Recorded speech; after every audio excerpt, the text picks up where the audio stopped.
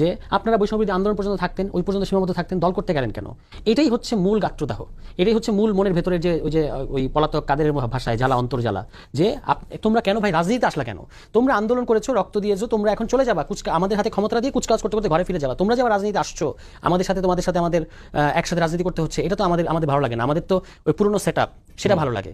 সরকার বা সরকার দলের সমর্থকরা যদি আমাদেরকে এটাও নসিহত দেওয়া শুরু করে কোনটা কোথাকার ভাষা, তাহলে তো আমাদেরও নসিহত দিতে হয় যে কোনটা ইতিহাস আর কোনটা আত্মসাৎ, কোনটা বিকৃতি, এগুলো তাদের শেখা উচিত বা তাদের জানা উচিত। যে ডকুমেন্টারিটা নিয়ে কথা বলা হলো, যে সেই ডকুমেন্টারিটা যদি আমি মনে করি মাননীয় প্রধানমন্ত্রীর সামনে দেখানো হতো, তাকে সামনে রেখে তিনি চোখ বন্ধ করে থাকতেন লজ্জায়, যে এটা তো ইতিহাস না।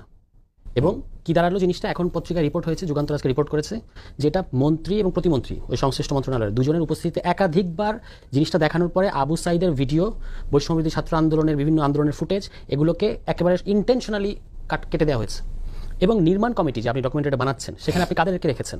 মন্ত্রীর পিএস এবং প্রতিমন্ত্রীর এপিএস, তারা কি ডকুমেন্টারি নির্মাতা? আপনি তাদেরকে রেখেছেন কেন? এবং বলা হচ্ছে মন্ত্রণালয়ের ভেতর থেকেই এই শীর্ষ পর্যায়ের একজন আমলার নির্দেশে এই জিনিসটা বাতিল করে দেওয়া হয়েছে এবং মন্ত্রী প্রতিমন্ত্রীর ব্যাপারে সম্পূর্ণ অবগত ছিলেন। ওখানে যদি আমরা এই প্রতিবাদটা না করতাম, শুধু তো আমরা প্রতিবাদ করি নাই, আপনি যাদেরকে দাওয়াত দিয়েছেন, এটা সরকারের প্রোগ্রাম, সরকার দাওয়াত দিয়েছে। আমরা গেছি সাকুল্যে 7-8 জনের একটা টিম গেছে, বাকি যারা উপস্থিত ছিল তারাও তো প্রতিবাদ করেছে।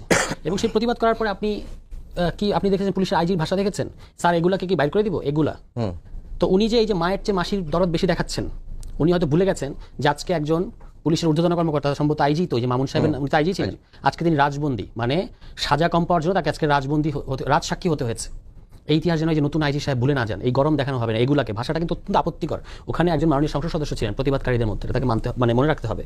এবং আমি মনে করি মাননীয় স্বরাষ্ট্রমন্ত্রী উনি ভালো ম্যানেজ করেছেন, উনি বুঝতে পেরেছেন যে এটা এইভাবে ডান্ডা মেরে ঠান্ডা করা জিনিস না, এটা অ্যাড্রেস করতে হবে, ক্ষোভটা কোথায় সেটাকে অ্যাড্রেস করতে হবে। এবং তিনি তখন মাননীয় সংসদ সদস্য এবং এনসিপির সদস্য সচিব আখতার হোসেনকে কথা বলার জন্য বলেছেন। তাহলে এই যে আপনি 2 বছরের মাথায় এইভাবে ইতিহাস বিকৃতি করতে গেলেন, এই আওয়ামী খাসলত আপনাকে পেয়ে বসলো কেন? এবং এভাবে আপনাকে বিএনপি তো এত এভিডেন্টলি গত 17 বছরের ফ্যাসিবাদ বিরোধী আন্দোলনে আছে যে আপনি শুধু প্রকৃত ঘটনা ন্যারেট করলেই সেখানে বিএনপিকে মানুষ পাবে। আলাদা করে এভাবে ইতিহাস আত্মসাৎ করা দরকার নেই, এমনকি এক দফা এটাকেও আপনার বিকৃত করা দরকার নেই। যেটা ইতিহাস, এটা ইতিহাস। 3 তারিখের ইতিহাসে আপনি ওখানে আরেকজনকে বসিয়ে দিলে হবে না। এবং ভার্চুয়ালি জনাব তারেক রহমান, আমাদের এখন মাননীয় প্রধানমন্ত্রী, তিনি 17 তারিখ না 16 তারিখে বলেছেন এটাকে হাজির করলে হবে না। কারণ হচ্ছে বিএনপি তো 17 বছর ধরেই পদত্যাগ চেয়েছে, কিন্তু জুলাইয়ের 1 দফা কোনটা, এটা তো ইতিহাসের ব্যাপারে আপনাকে সত্যনিষ্ঠ থাকতে হবে। আপনি এতদিন আওয়ামী লীগের সাথে এটা নিয়ে পাঙ্গা নিয়ে পারেন নাই, এই স্বাধীনতা ঘোষককে। এখন আপনি বাচ্চা কাচ্চা ছেলেদের সাথে, যাদেরকে আপনার বাচ্চা কাচ্চা ছেলে, তাদের সাথে আপনি এটা নিয়ে পাঙ্গা নিবেন যে এই জুলাইয়ের 1 দফা, মানে এই খায়েশটা তো খারাপ। আপনি ডিউ ক্রেডিট দেন। এবং এটা কোথা থেকে আসে আমি আপনাকে বলি, সাইকোলজিটা। আজকে দেখবেন আমাদের মাননীয় পানি সম্পদ মন্ত্রী অ্যানি ভাই একটা কথা বলেছেন যে আপনারা বৈষম্যবিরোধী আন্দোলন পর্যন্ত থাকতেন, ওই পর্যন্ত সীমাবদ্ধ থাকতেন, দল করতে গেলেন কেন? এটাই হচ্ছে মূল গাত্রদাহ, এটাই হচ্ছে মূল মনের ভেতরের যে ওই পলাতক